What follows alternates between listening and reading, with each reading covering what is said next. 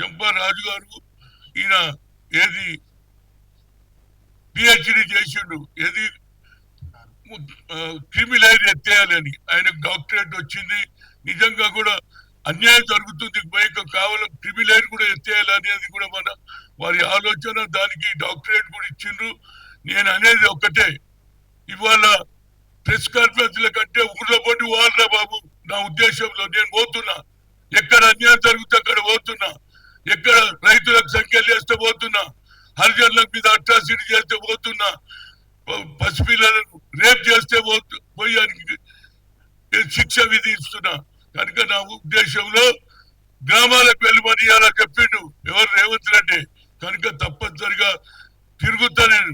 ఎందుకంటే ఓబీసీల గుర్తింపు యావత్ భారతదేశంలో హనుమంతరావు అంటే ఓబీసీకి హనుమంతరావు అంటారు. ఇది నా పేరు చెప్పకపోయినా సోనియా గాంధీ యూపీఏ పర్సెంట్ చేసింది, ఐఐటి ఐఐఎంలో రిజర్వేషన్, అదే విధంగా ఓబీసీ పార్లమెంట్ కమిటీ సెపరేట్ చేసిందని గ్రామ గ్రామాల్లో మనం చెప్పాలి.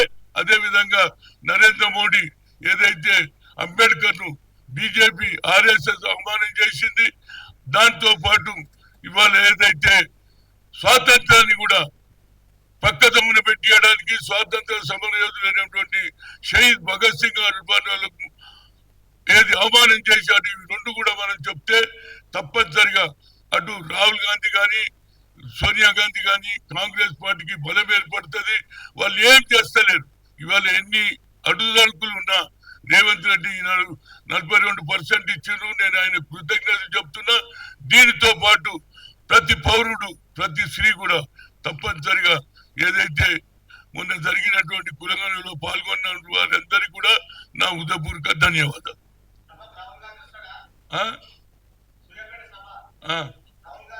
రాహుల్ గాంధీని పిలుస్తా అంటుండు కదా, రేవంత్ రెడ్డి పిలిచినాక రావడమే.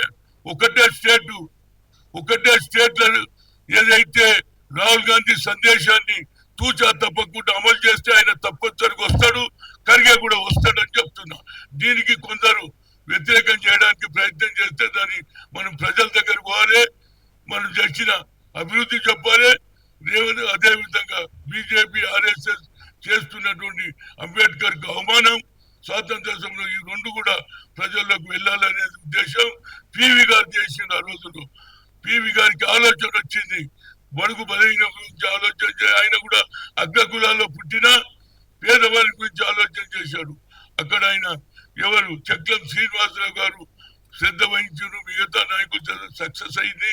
అదే విధంగా రేపు కూడా సూర్యాపేట సభ సక్సెస్ కావడానికి నా శాయశక్తుల కృషి చేస్తా.